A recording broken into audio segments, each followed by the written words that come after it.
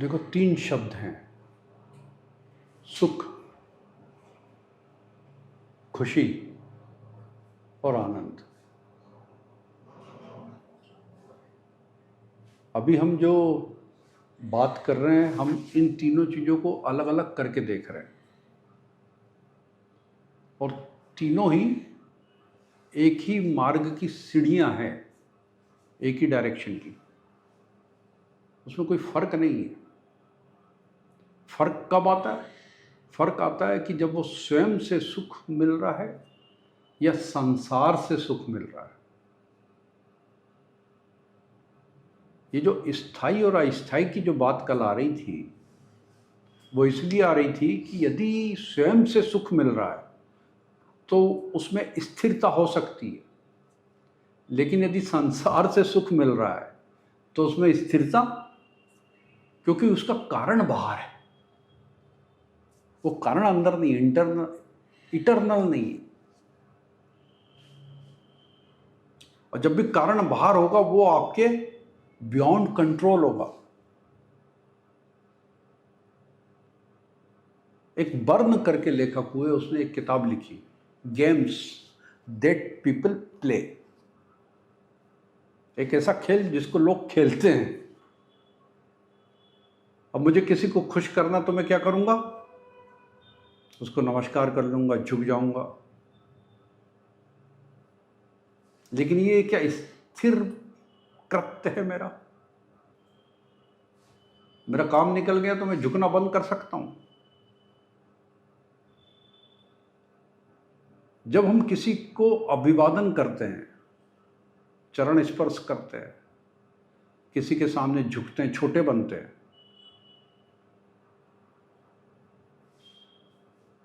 तो जिसके साथ ऐसा करते हैं वो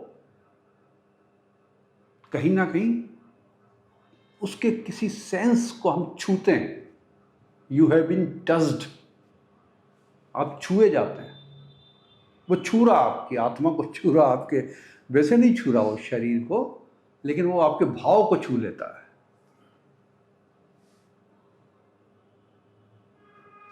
लेकिन इसका कंट्रोलिंग जो है वो उसके हाथ में होता है।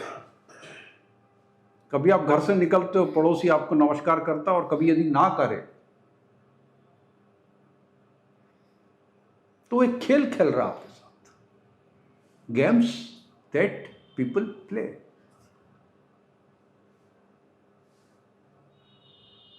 तो आपकी खुशी, आपका सुख, आपका आनंद जो है वो किसी और के हाथ में केंद्रित हो जाता है।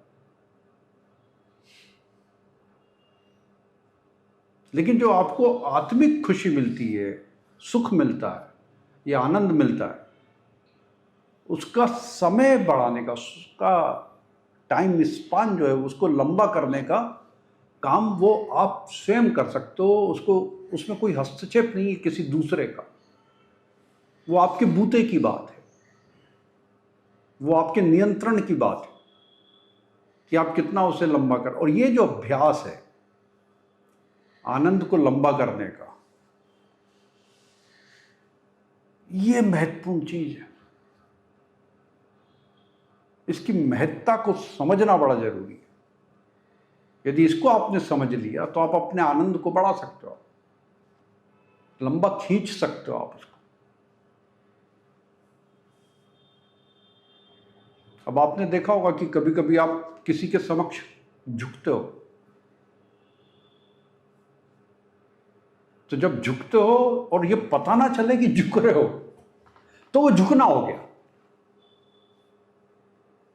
प्रणाम जो है वो तभी हो पाता है जब आपको पता ना चले। लेकिन आप झुक भी रहो और पता भी चल रहा है कि यार मैं झुक रहा हूं। देखो, फर्क छोटा सा है लेकिन बड़ा महीन है। तो वो व्यर्थ हो जाएगा, आपको पता ही ना चले और आप झुक गए। अदरवाइज आप अपने आप से कॉम्प्रोमाइज कर रहे होते हैं, क्योंकि संबोधन और अभिवादन जीवन में कभी भी अपरिवर्तनशील है, हमेशा। आप पिता को जो अभिवादन कर रहे हैं, जो संबोधन कर रहे हैं, यदि वो बदल जाए तो फिर वो, आप गुरु को करते हो, यदि वो बदल जाए तो एक शब्द आता है गरिमा और दूसरा शब्द आता है गंभीरता। ये दो को प्राप्त करना जीवन का उद्देश्य होना चाहिए। एक राइटर है सिमेन वेल, उसने किताब लिखी ग्रेस एंड ग्रेविटी। यदि आपके जीवन में गरिमा है और गंभीरता है तो जब भी आपको खुशी मिलेगी, सुख मिलेगा या आनंद की अनुभूति होगी, तो उन पलों में आपकी गरिमा और गंभीरता भी बढ़ती चली जाएगी। आप कोई भी छोटा या उथला काम नहीं करोगे उन क्षणों में, ये आप ध्यान रखना। करते हो क्या? जब आप बहुत खुश होते हो तब क्या करते हो? बच्चों को मारते हो। उन क्षणों में तो आप दुश्मन को भी गले लगाने को तैयार हो जाते हो। ये गरिमा है।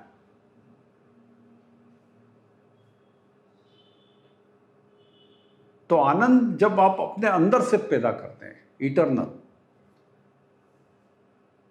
उसकी तरफ अपने आप को मोड़ लेते हैं, और जब आप अपने अंदर मोड़ते हैं तब ये समझ लो कि वो ब्रह्म की तरफ मोड़ना हो गया। संसार से ब्रह्म, देखिए संसार और ये ब्रह्म, इसलिए तो कहा ना अनहलक, इसलिए कहा अहम ब्रह्मास्मि।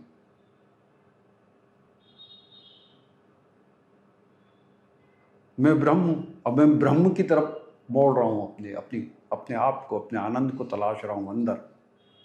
खुशी, खुश, सुख और आनंद, ये सब कहाँ अंदर की तरफ लेके जा रहा हूं, मतलब ब्रह्म की तरफ लेके जा रहा हूं। अब ब्रह्म कोई औजार लेके नहीं बैठा अंदर, बाहर वाला तो बैठा हुआ, वो तो आपके साथ खेल रहा है।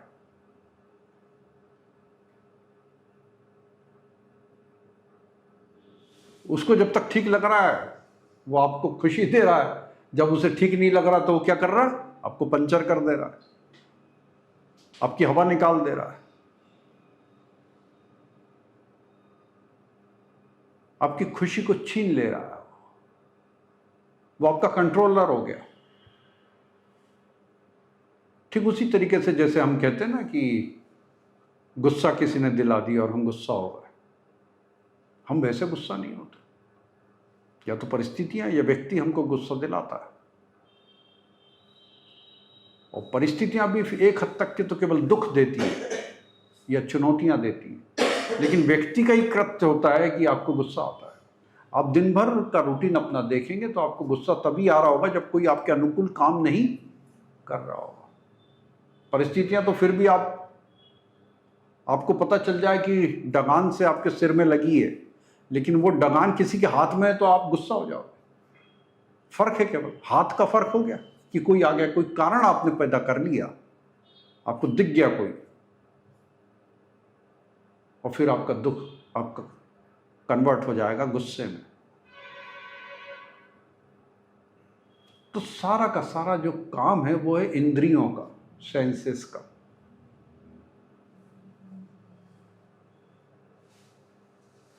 तो ये जो कामना है, ये एक बड़ा अजीब सा शब्द है, कामना। तो सुख की कामना करते हैं ना, खुशी की कामना, आनंद की कामना, कामना है ये। कामना ना हो और मिल जाए तो बात अलग है, वो स्थिरता में बदल जाएगी, स्थायित्व रहेगा उसमें, वो जीवन का स्थायी भाव बन सकता है। लेकिन जब आप कामना करते हैं, कामना करना मतलब अब ये इन्विटेशन हो गया। तो मेरा जो सोचना है वो ये है कि सेंस इन्विटेशन, इनवाइट करते हैं, और जब भी सेंस इन्विटेशन की बात आएगी, मतलब सुख जब हम बाहर से आमंत्रित करेंगे जिससे कि आपकी इंद्रियां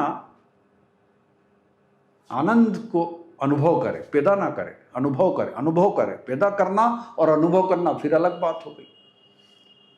तो ये जो इनवाइट कर रहे हैं आप, ये क्या हो रहा है? ये आप संसार से इन्विटेशन, ये उसको बांट रहे हैं, आप लोगों को आमंत्रित कर रहे हैं कि भैया मुझे कुछ आनंद दे दो, खुश दे दो।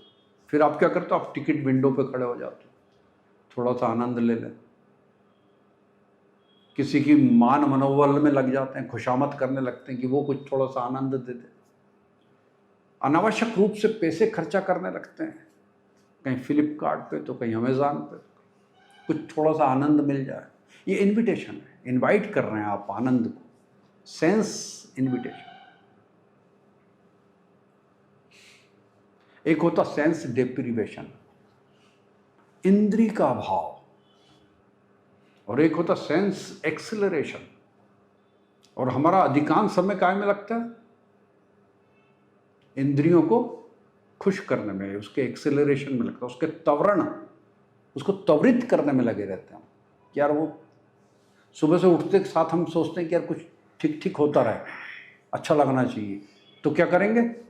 संडे का दिन है, बीवी के साथ ठीक नहीं लग रहा, तो सुबह से निकल जाएंगे तालाब के किनारे, कवियों की वॉक में,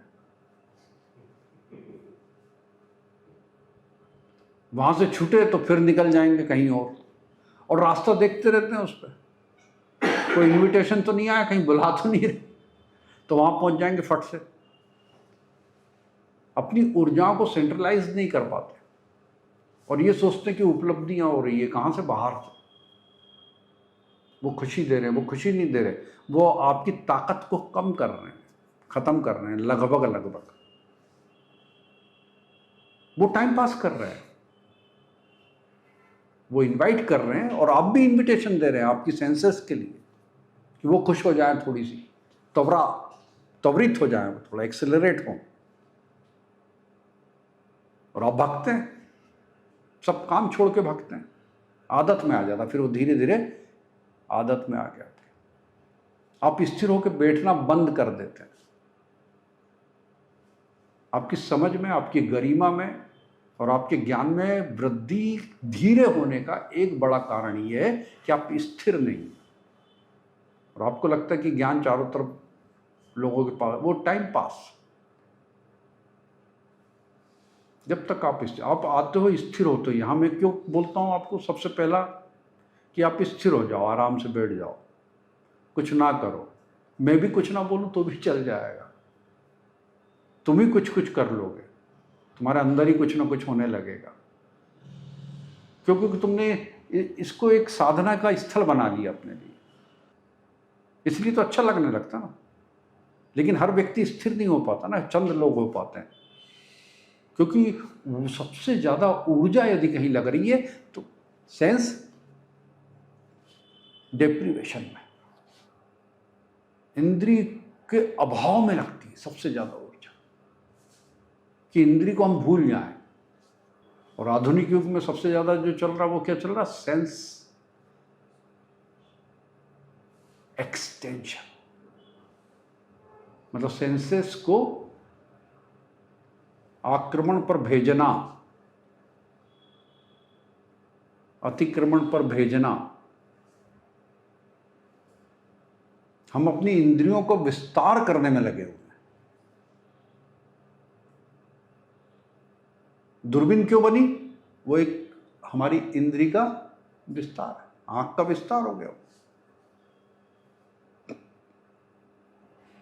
ये ध्वनि जो आके हमारे पास आती है कि लंदन में कोई बात हो रही है और हम यहाँ सुन ले, ये क्या हमारी इंद्रिय का विस्तार है। लाउड स्पीकर, ये माइक लगे हुए हैं, ये सभा बनी हुई है, ये सब क्या है? ये हम जो कह रहे हैं वो ज़्यादा लोगों तक पहुंच जाए, हमारी इंद्रियों को सुख मिले। काय से सुख मिलेगा? जब मैं बोलूं और 50,000 आदमी सुन ले।